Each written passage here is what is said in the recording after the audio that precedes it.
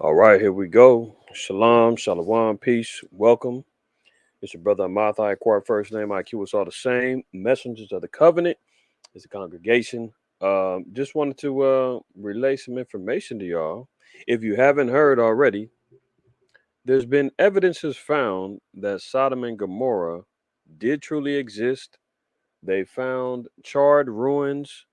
They found archaeological pottery, and the charred ruins that they've located um, has been made similar to something that would have been 1,000 times worse or more destructive than an atomic bomb. Now, if the so-called white man at the height of his technological destructive ways would be a nuke or an atomic bomb, and something destroyed a city that was 1,000 times more powerful than that, that should give you a conclusion that only the Most High could make something more destructive than what the so-called white man can make. Because as we know, he's been blessed with the sword, according to Genesis 27 and I believe the 41st verse. So no other nation has the knowledge or the capabilities of making weaponry or forms of destruction greater than he. But here we have evidences of a city that was destroyed, something more powerful than even the so-called white man can make. That can only come from the Lord. There's been research has been going on for a number of years now. I've got an article at least from 2015 that has expressed this. There's uh, um, a archaeologist uh, named Collins. His last name is Collins. We'll get his name and everything accurately as we continue on. Um, who's been doing excavations for a while now, and some of the information that's been found and the discoveries that have been found are linking up to establishing the truth that the Bible is real. And the greater question is, when we see the epitome of America embodying the spiritual nature of Sodom, if Sodom wasn't spared, do you think America will be? America is prophesied to be destroyed by thermonuclear heat. America is prophesied to be judged. America is prophesied to receive a double portion of the wrath of the Most High. Another thing is, for those that stand firm on leave the LGBTQ plus HIV community alone. They were born that way. Let them do what they want to do. Love who you want to love. Are you against love? So forth and so on. It's not godly like to speak against somebody. Judge not lest ye be judged. All of those things. The greater question is, if the Most High loved Sodomites and all of that, why did he destroy Sodom and Gomorrah? Why did he find fault with this city that was filled with all manners of evil concupiscence and lascivious behavior, prostitution, sodomy going on, everything? Why did he have to destroy this place? The Most High said, "Man, if you can find me 50 righteous people in the city, I will let it go." But you couldn't do it.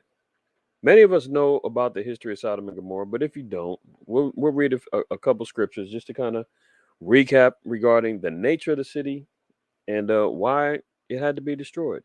So let's get some scriptures in and then we'll look at some of these articles. All right.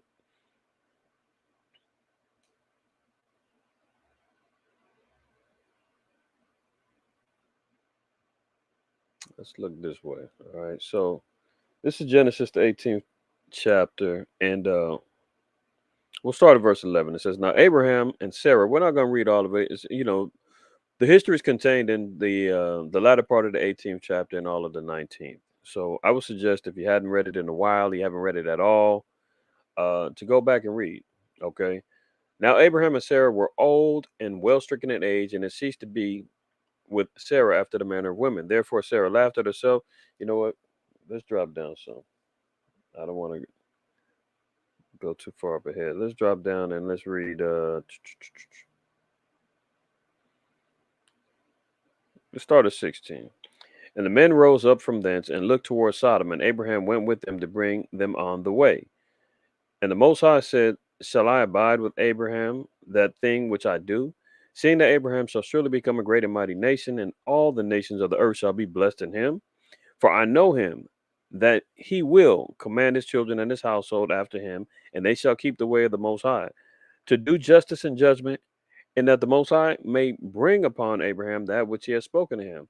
So the Most High was, basically acknowledging and protecting Abraham. He said that he's getting ready to go into a city that's full of nothing but wickedness and unrighteousness. He said Abraham won't be moved by what's going on over there. He's got a cousin over there, Lot, that he's trying to go rescue and deliver up out of there. The Most High is giving a credence to the reputation of Abraham, of him being upright and just man. Okay. So continuing on, it says, and the Most High said, because the cry of Sodom and Gomorrah is great, and because their sin is very grievous, I will go down now and see whether they have done altogether according to the cry of it, which is come unto me, and if not, I will know. And the men turned their faces from thence and went toward Sodom, and Abraham stood yet before Yahweh. And Abraham drew near and said, wilt thou also destroy the righteous with the wicked? So that lets you know that the Most High was trying to let it was Abraham was asking the Most High, you're going to be fair. If you're going to destroy the whole city, I mean, there could be some righteous people there too. You're going to kill them too? What did the Most High say? Peradventure, there be 50 righteous in the city. Wilt thou also destroy and not spare the place for the 50 righteous that are therein? That be far from thee to do after this manner, to slay the righteous with the wicked, and that the righteous should be as the wicked, that be far from thee. Shall not the judge of all the earth do right? And Yahweh said, if I find in Sodom 50 righteous within the city, then I will spare all the place for their sakes. And Abraham answered and said, behold, now I have taken upon me to speak unto the Lord, which am but dust and ashes. Peradventure, there shall lack 5 of the 50 righteous. Wilt thou destroy all the city for lack of 5? And he said, if I find there 40 and 5, I will not destroy it. So Abraham is negotiating with the Most High because he's like 50. Okay, I'm sure I can find 50 over there. But now he's starting to think about it. He's like, the Most High put out 50. It must be bad over there. Hey Lord, let's say if I come up 5 short, would you still destroy the city? The Most High said, man, you find 45. Deal is still on. I'll spare the city.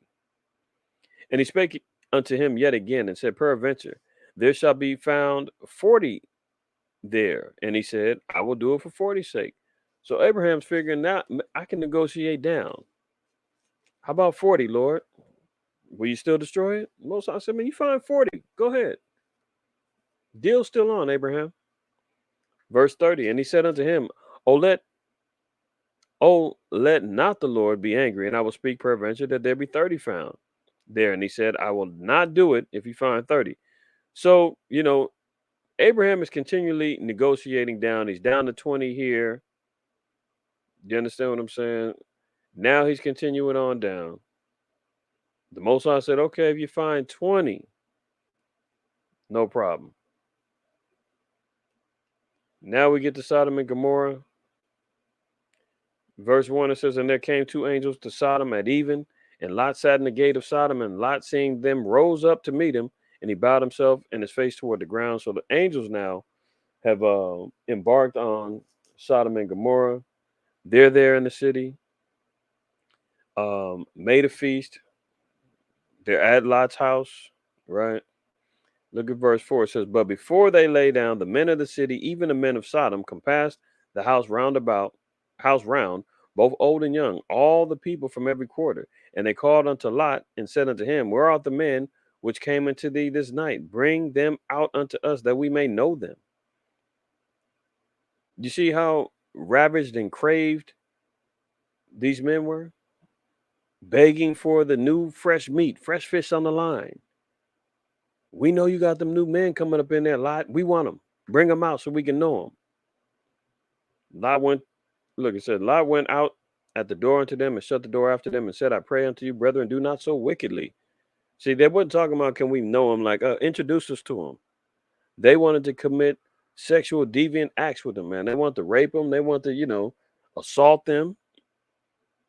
And obviously, Lot refused. He offered his daughters up.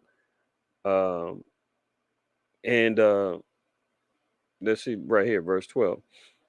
It says, and the angels, if you go up a little bit further, the angels smote the men, they turned blind. That's up in here. It says small and great. And the men that were trying to um, assault the angels and coming in and trying to invade Lot's household, they all got stricken with blindness, right? So verse 12 it says, and the man said unto Lot, hast thou here any besides, son-in-law, and thy sons and thy daughters, and whatsoever thou hast in the city, bring them out of this place. For we will destroy this place, because the cry of them is waxing great before the face of the Lord. And the Lord hath sent us to destroy it. And Lot went out and spake unto his sons-in-law, which married his daughters, and said, up, get you out of this place, and Yahweh will destroy the city. But he seemed as one that mocked unto his sons-in-law. So let's just get down to the point of where the Most High destroyed the city. Because of the refusal of the city to repent, the men of the city to lead in righteousness, the Most High laid down judgment upon the city. Okay. So reading here, verse 24. Do I want to read? Yeah, we'll just read, get right to the point. I'm sure all of y'all have read this. I'm just doing a slight review before we get to the evidences. So it says, and Yahweh rained upon Sodom and Gomorrah brimstone and fire from the Lord out of heaven. And he overthrew those cities and all the plain and all the inhabitants of the cities and that which grew upon the ground. So Sodom and Gomorrah was destroyed. The neighboring cities got destroyed. I believe they calculated around 8,000 people were dwelling in these cities. And it was one of the largest cities in the area. Everyone got destroyed. Okay. Um,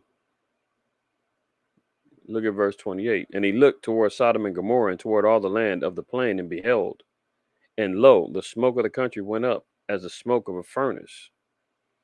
And it came to pass when Yahweh destroyed the cities of the plain, that the Most High remembered Abraham and sent Lot out of the midst of the overthrow, when he overthrew the cities in which Lot dwelt. Now, notice where it said, they looked back and they seen smoke of the country going up.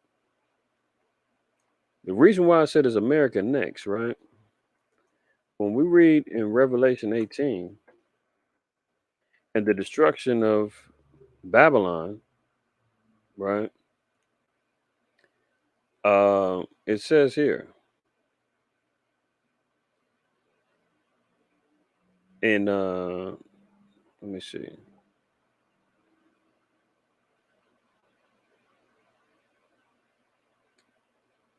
In verse, where's that verse at?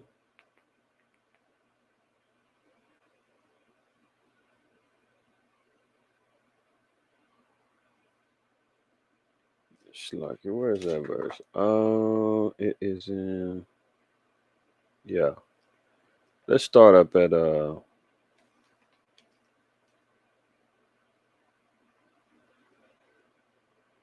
we'll start at verse 10. Well, you know what? Y'all know what's going on with Revelation 18. But just to give it a brief synopsis, we'll see here. Babylon the Great is going to fall, right? America, the new embodiment of Babylon is America, right? And now we're seeing here where it's going to be destroyed. Verse 2, it says, and he cried mightily with a strong voice, saying, Babylon the Great is fallen, has become the habitation of devils and the hold of every foul spirit and the cage of every unclean and hateful bird.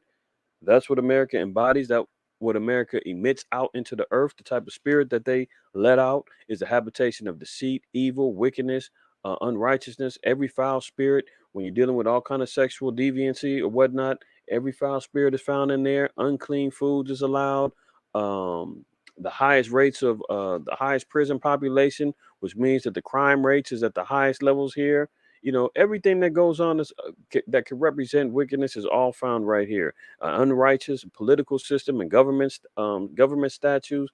They run around, they police the world, they impose their will on the rest of the world.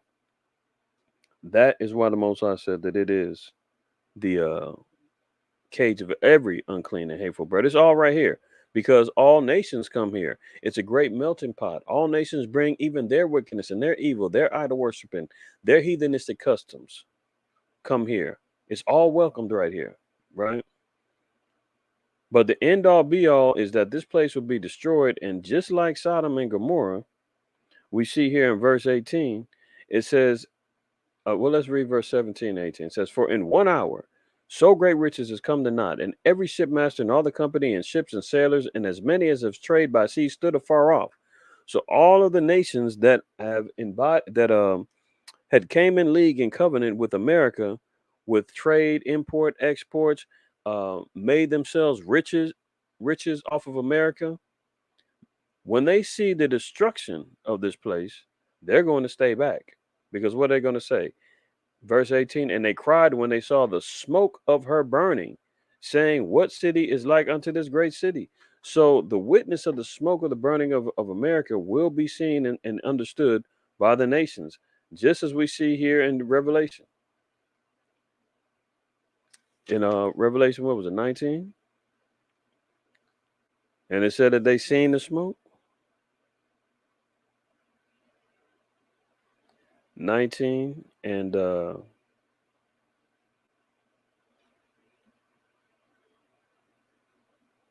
read 24 again.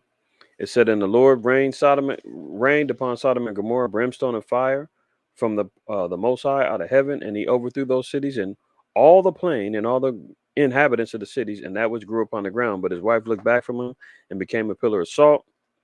And Abraham got up early in the morning to the place where he stood before Yahweh, and he looked toward Sodom and Gomorrah and toward all the land of the plain, and behold, and lo, the smoke of the country went up as the smoke of a furnace. So America will exhibit and see the same type of things that Sodom and Gomorrah uh, had. They're going to be burning. America's going to be burning like a smoke in a furnace, and it will be seen. Abraham looked back and seen it. We just got through seeing that Babylon, America, is also going to be seen as a flaming heap, right? Let's go back to Revelation. Revelation 12. And we're going to read verse 6. No, I'm sorry. 16. Verse 16. It says, and the earth helped the woman, and the earth opened her mouth and swallowed up the flood which the dragon cast out of his mouth. The flood is representing the flood of lies, okay, that the dragon, the so-called white man, will emanate, and the beast system will emanate and put out, which is nothing but lies in regards to history, archaeology, religion, so forth and so on. Everything that the so-called white man puts out there is lies and cover-ups. Okay, let's get a precept for that. So one thing that we got to see here is it says that the earth is going to help the woman, and the earth will open its mouth. That's talking about archaeology. Archaeology will help the woman. The woman is Israel, pursuant to Jeremiah 6 and 2, where the scriptures say that the Most High is likened Israel as unto a comely and delicate woman. This is parabolic, okay? You read Hosea 12 and 10, it tells you that the Most High will speak in similitudes, which are, in essence, parables.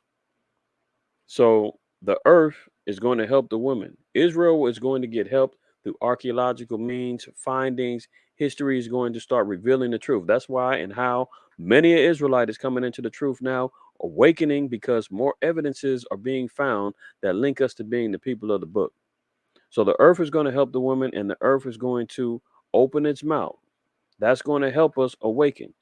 And it's going to swallow up all the lies that has been set before us. So how do we know that the flood is the lies? Let's look at Isaiah. Isaiah 28. Let's read 16 and 17. So it says, therefore, thus saith the Lord Yahweh, behold, I lay in Zion for a foundation, a stone, a tried stone, a precious cornerstone, a sure foundation. He that believeth shall not make haste. So we're talking about who? Yahweh Shai here. He's the cornerstone, the precious stone, right? Verse 17, judgment also will I lay to the line, and righteousness to the plummet, and the hail shall sweep away the refuge of lies, and the water shall overflow the hiding place. So the sweeping waters of lies that overflow, the refuge is lies. Okay. That's what the archaeology will help uncover. Because prior to this, everything that we were told is we came out of Africa swinging on trees. We were born to be slaves. The doctrine of discovery with the Catholics and the French, not the French, excuse me, the Spanish and the Portuguese were made through the efforts of manifest destiny. The white man was supposed to come over here and conquer us. We're two-thirds of a human being. All of those things were lies. All lies. And then once we start understanding and knowing that we are the chosen people of the Most High, we're a special people, right? Then we start seeing all the archaeological findings that showing our people as being, biblical, the biblical narrative now switching into it, showing that people of color were actually the people of the book, right? You're seeing uh, pictures of brothers with braids when you're looking at uh, different archaeological findings on the walls or whatnot in Persia. Uh, I can't remember all of them off the top of my head right now, but I'll show some of the archaeology in another time. But there's so much archaeology out there, man. It's not even funny. Not even funny. From us dwelling in Egypt, being dark skinned Jews, working under servitude and slaves, uh, the uh, the captivity of Jehu. I forgot which obelisk they call that. I think it's the Black Obelisk. Um, Showing Jehu, the king of Israel, in captivity. Uh, Showing that the under the Persian and Mede captivity that our brothers had braids. I mean, all kind of stuff that's going on here. But for the sake of the matter that we're talking about here is validating the validity of the Bible and the histories of Sodom and Gomorrah, which sounds like an outlandish story that one city that got destroyed and completely burnt up out of nowhere because of how wicked they were. People may be scratching their head saying that sounds, I don't know about that, man. It sounds like something out of a comic book. I don't know if that's real. Now we're starting to see, no, no, this was true. This was real. So if that's real, what else in the Bible is real? What else have we been talking about, teaching, and standing firm on as being true? See, now you got to start questioning. People got to start questioning. Oops, the Bible is starting to look a lot more realer than the Egyptian Book of the Dead. It's looking a lot more real than the Quran. It's looking a lot more real than whatever other Eastern philosophies that's going on, from the Buddhists to transcendental meditation to Pan African worshiping of the ancestors and all that. I mean, oral traditions that passed around. Sometimes those are good when it relates to biblical understanding and histories of who we are, but we still try to get back to the book, right? So Psalms 85 and 11 says, truth shall spring out of the earth. What's the truth? Well, archaeological findings are to come out the earth. Why? Because Revelations lets us know that the earth is going to open its mouth and we're going to see things of truth. So truth shall spring out of the earth, and righteousness shall look down from heaven. You see? So these are all relevant points. And then we're going to look at some of these, look at a couple of these articles, right? Deuteronomy 29, let's read 14 down to 21. We'll start here. It says, and this is the punishment of Israel breaking the covenant. Okay, if we broke the covenant, this is how the Most High is going to come down on us.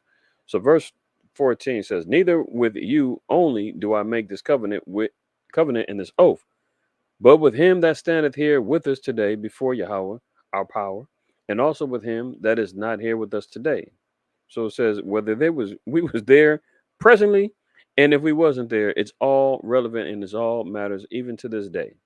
2023. We wasn't sitting there with Moses and the rest of the ancient Israelites, ready to embark on the land of Canaan, getting an understanding regarding the covenant. The Most High said, whether you hear it right now or you catch on later, this still applies. For ye know how we have dealt in the land of Egypt, and how we came through the nations which ye passed by. And ye have seen their abominations and their idols, and wood, and stone, and silver, and gold, which were among them, lest there should be among you man or woman or family or tribe, whose heart turneth away from this day from Yahweh our power, to go and serve the gods of these nations, lest there should be among you a root that beareth gall and wormwood, And it came to pass when he heareth the words of this curse that he blessed himself in his heart, saying, I shall have peace, though I walk in the imagination of my heart to add drunkenness to thirst. The Most High will not spare him, but then the anger of Yahweh and his jealousy shall smoke against that man, and all the curses that are written in this book shall lie upon him, and Yahweh shall blot out his name from under heaven.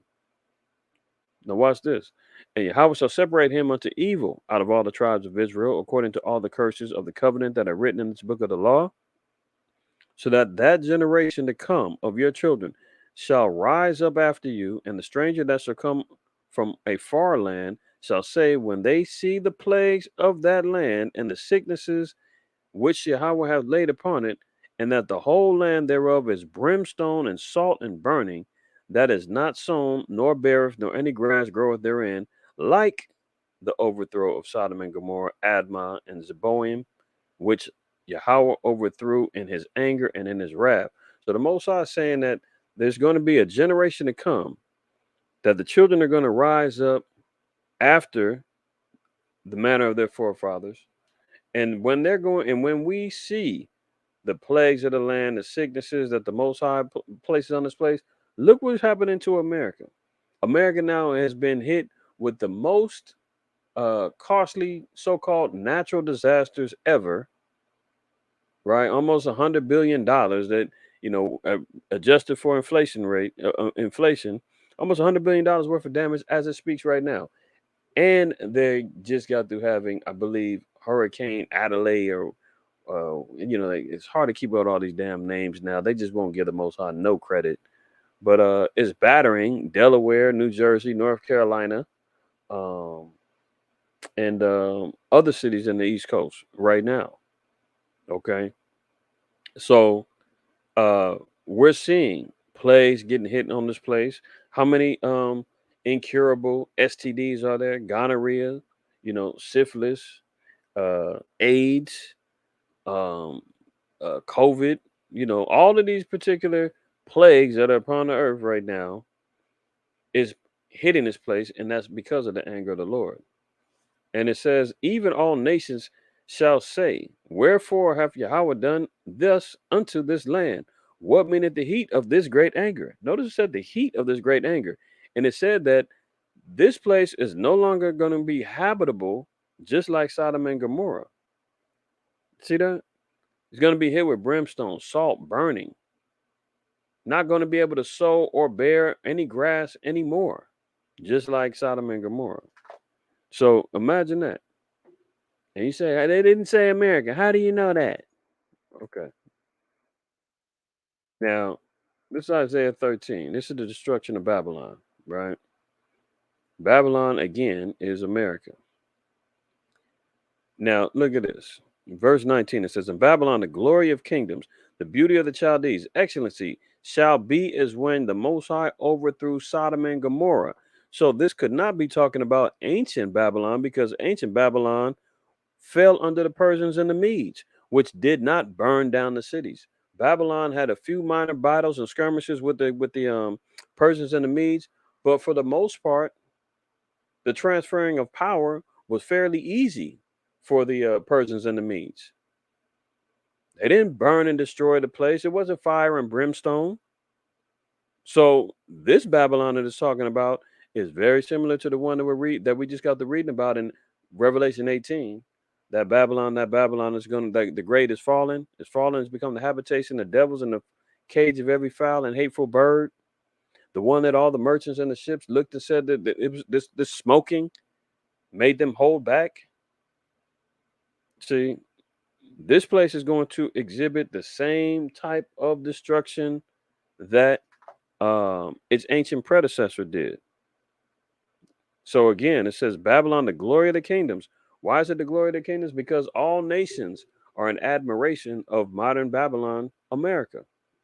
All nations flock to it to come drink of the wine of the wrath, of the fornication of the great whore, known as America.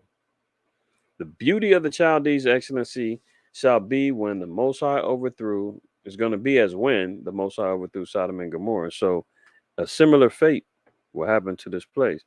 Again, how do we know? How do we know? Well, here we go. Their dead bodies. This is Revelation 11 and 8. This is a classic.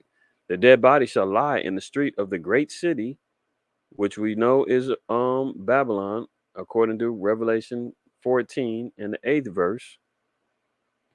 It says, and their dead bodies shall lie in the street of the great city. Well, the bodies of the saints is lying in the great city, known as Babylon. Okay. Revelation 17 tells you that this place is going to have the blood of the martyrs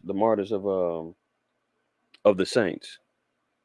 I guess maybe I got to go there too. Maybe I go there too. I wasn't going to, but let me open up one more Bible tab and let's look at this real quick. Because reading 11 and 8, and we're going to get to the articles. Y'all got to hang in there. All right. We're going to get to it. Revelation 11 and 8 says, their dead bodies shall lie in the street of the great city. So going back one more time, I quoted it, but I want to make sure everybody got it. Revelation 14 and 8.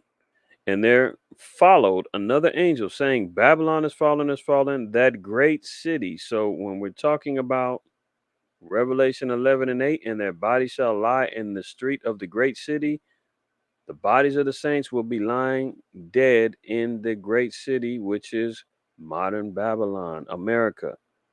Okay. Babylon is fallen, that great city, because she made all nations drink of the wine of the wrath of her fornication. This is not talking about ancient Babylon. Ancient Babylon had been gone. The daughter of Babylon is now reigning supreme in the spirit of its ancient predecessor. Now it said that their dead bodies shall lie in the street of the great city. So look at Revelation 17. Okay. And this is talking about the woman, which is America, and known as also the great harlot, the mother of harlots, right? Verse 5 of Revelation 17, it says, and upon her forehead was a name written, Mystery, Babylon the Great, the mother of harlots and abominations of the earth. So this place that the woman represents on her forehead, she has been marked as being Babylon the Great. This is um, uh, the new Babylon, the daughter of Babylon. That's why it's mentioned as a woman. Upon her forehead is the name Mystery, Babylon, the mother of harlots, and the abominations of the earth. Everything flows out of America. This is the mother of harlots. She lays with everybody, and all nations come and get a piece of her. Verse 6, it says, and I saw the woman drunken with the blood of the saints.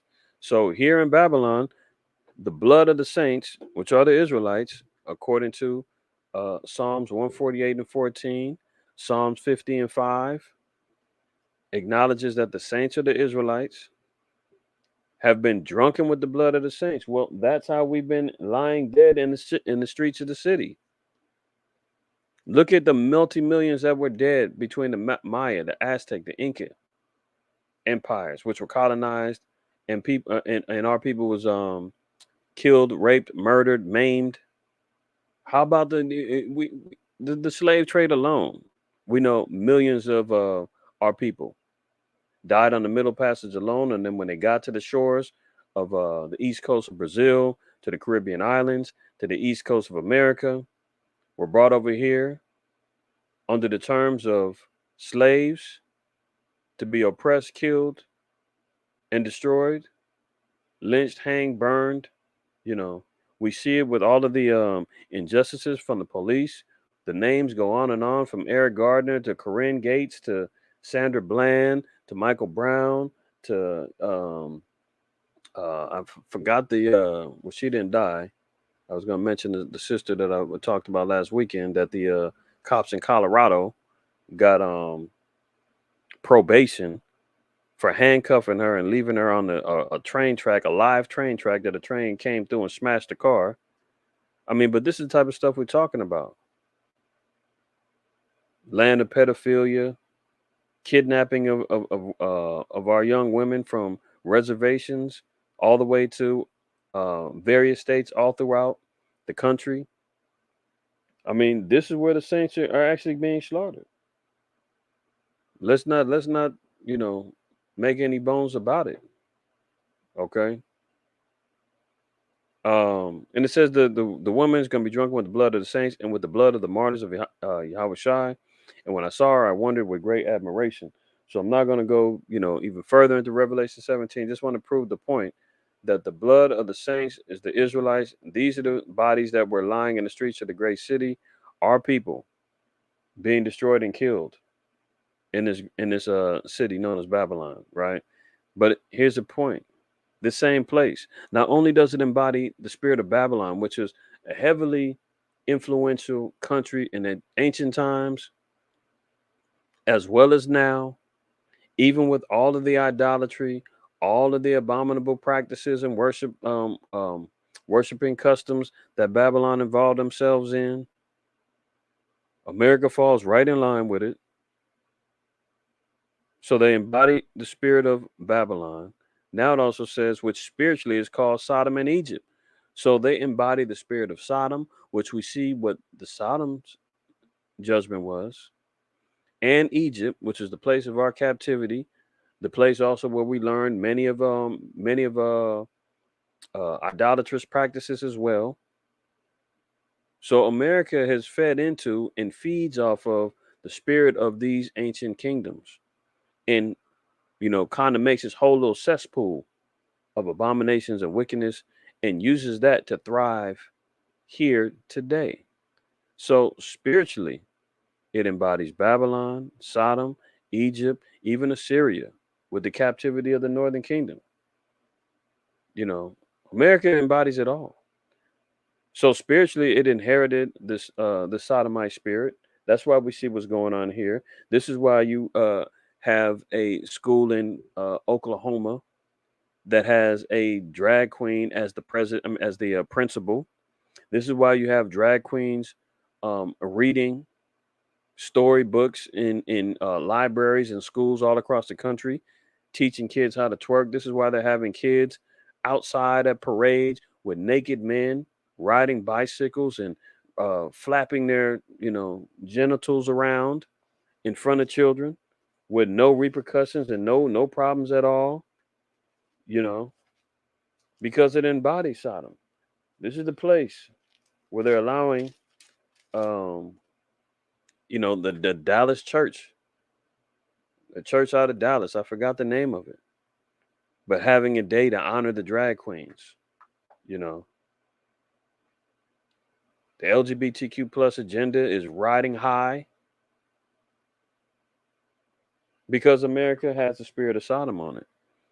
But that's how we know that this place is going to face the same judgments as the city in which it wanted to emulate. Last scripture here, we got Psalms 11 and 6. It says, these have power to shut heaven, that it rain not in the days of their prophecy. Is this Psalms? No. Salakia.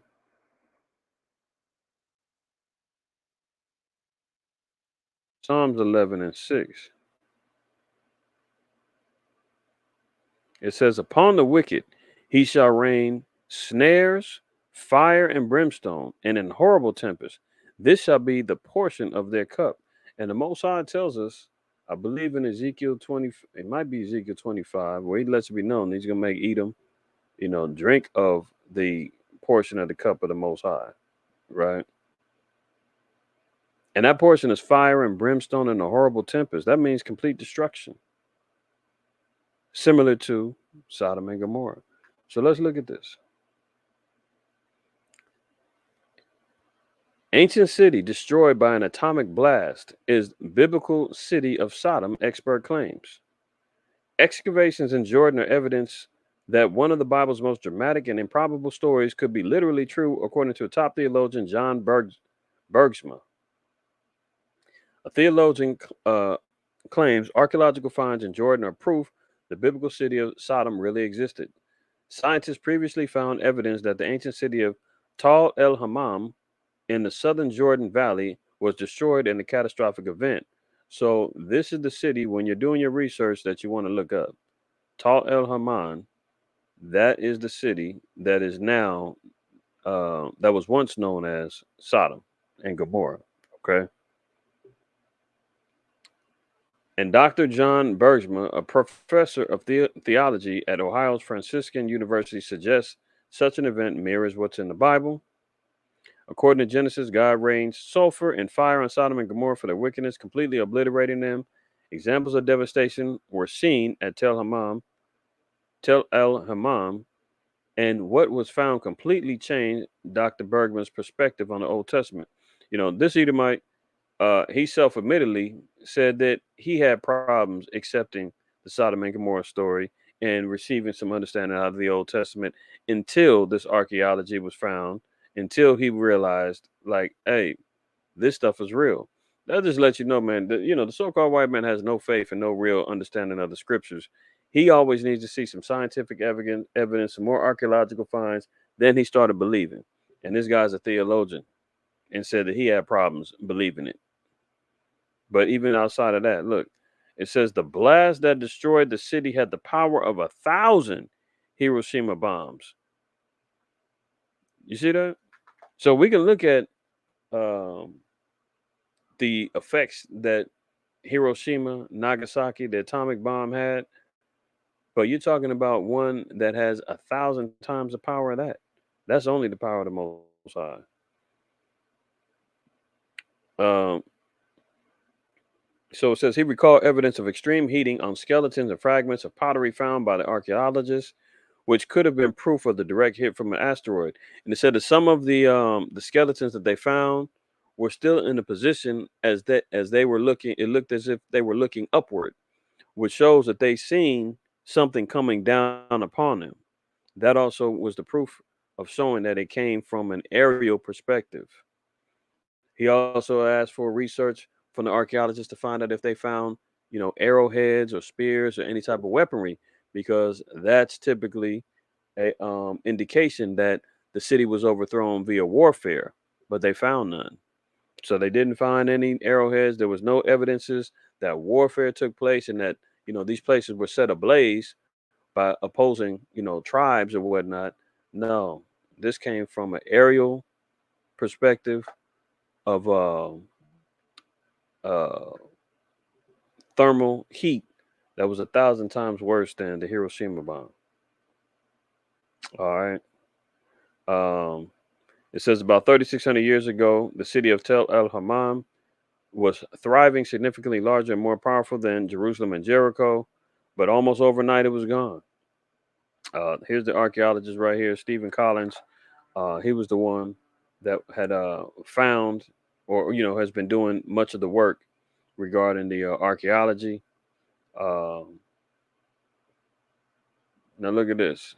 It says he discovered pieces of pottery discovered on the site had been covered in trinitite. Trinitite, Dr. Bergman explains, is that glass layer that you get when you set off an atomic bomb in the desert and it melts the sand. So you know that glass is made out of sand. So we're saying that this type of heat layer resembled trinitite, which is the glass layer that melts the sand. And it is the same temperature that a atomic bomb would have to resemble. Okay. Uh, so here it says human skeletons that are complete up until about halfway up the backbone, and there's just a scorch mark, and there's nothing on the top of the body. They find massive evidence that a huge heat blast from the sky about 25 Celsius above the horizon incinerated these twin cities on the Jordanian side of the river. So here's a Google map overview of where the city is. Right, you can see here they've got a estimate of the firebomb and the temperature. See, superheated plume of gas and fragments reaches the surface. It says the plume of the superheated air would have annihilated the Bronze Age city. The salt was thrown up due to the high impact of pressures, he said, and it may be the impact partially hit the Dead Sea, which is rich in salt. So they're saying that because of this explosion, the salt went into the Dead Sea. But remember, we read that even in Deuteronomy. It said that the uh, the destruction is going to be of what was it? Heat and salt. Let me double back on that in Deuteronomy 29. I believe that's where it said. Yeah, Deuteronomy 29:23, and it said that the whole land thereof is brimstone and salt and burning, that it is not sown and beareth, nor any grass groweth therein, like the overthrow of Sodom and Gomorrah. So the salt that got thrown up, that was all part of the destruction, according to Deuteronomy, right? So that's one little evidence, that the scriptures say, man, we need the mouth of two or three witnesses. So here's another article who coincides the story. This out the Smithsonian, reputable, right? Ancient cities' destruction by exploding space rock may have inspired biblical story of Sodom. So, of course, Esau does not want to give credit to the Most High. They want to blame it on a meteor or some space rock, destroyed the city. And that's just the wickedness that's within them, man. We know that in Wisdom of Solomon in the 13th chapter. See, surely vain are all men by nature who are ignorant of the Most High and could not, out of the good things that are seen, known him that is, neither by considering the works did they acknowledge the workmaster. But deemed be the fire or wind or the swift air or the circle of the stars, oh, it's a meteor. It's a flying rock. Or the violent water or the lights of heaven to be the gods that govern the world. So they never give the Most High credit. But they say, oh, maybe it was a space rock that did it. No, it was the Most High. Okay. So this pretty much kind of mimics some of the information, some a little bit different. Um, the first article was more or less uh, much of the quotes from the video interview from the this guy Collins, not Collins. I'm sorry, uh, Bergsma. As much of the interview, this is his interview, right? Now their information is very similar, um, but they're giving a little bit more detail in regards to the histories of Sodom and Gomorrah. Uh, Also, you've got here that they've gotten information out of the Nature Scientific reports. So it says almost immediately the entire city was on fire. But look at this. The new paper published in the journal Nature Scientific Reports examined possible causes of the devastation based on the archaeological record.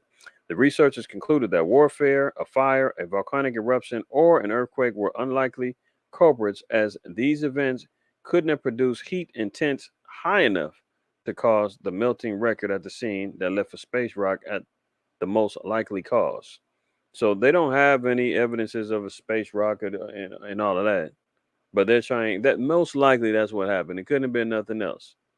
But if the Most High said that fire and brimstone was going to rain from heaven, then we have to coincide what they're saying is something that came from upward and out of space or came from the heavens, came down and destroyed this particular city.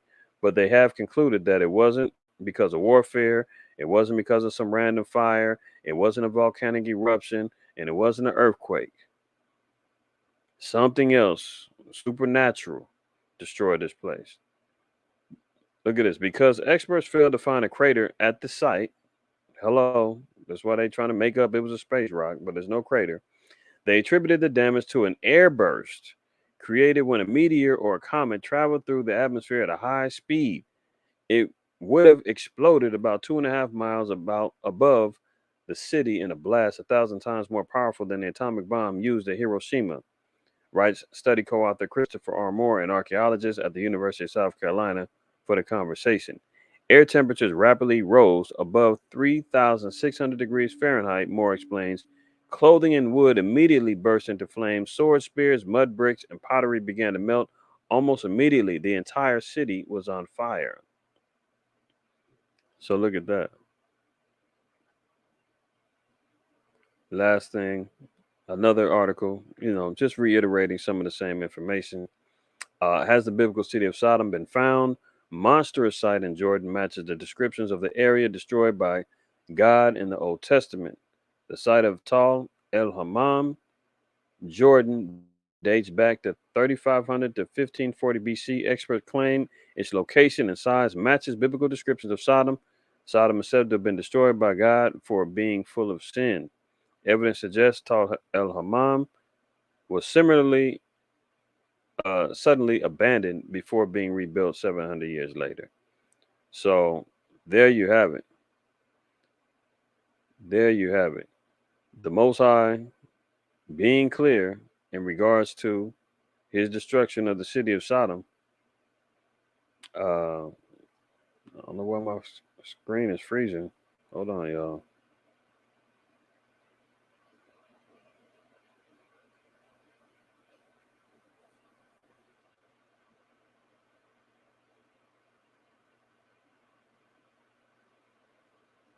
What's going on here?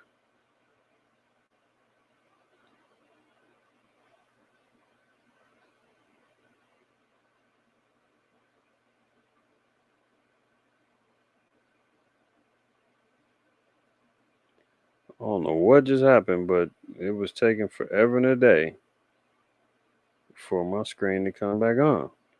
But nonetheless, all praise, honor, and glory to the Most High while y'all was side, man.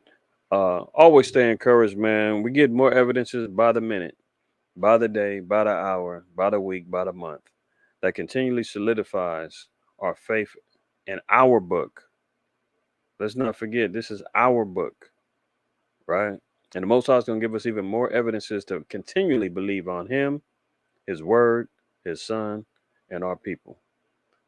It's your brother IQAhmath. I acquire first name. IQ. It's all the same. I'm going to go ahead and get out of here. Make sure you always remember, man, fear the Most High, keep the commandments. Don't shoot your messenger, even though this isn't a DSTM, but still don't do that. All right, y'all. Be well. Shalom.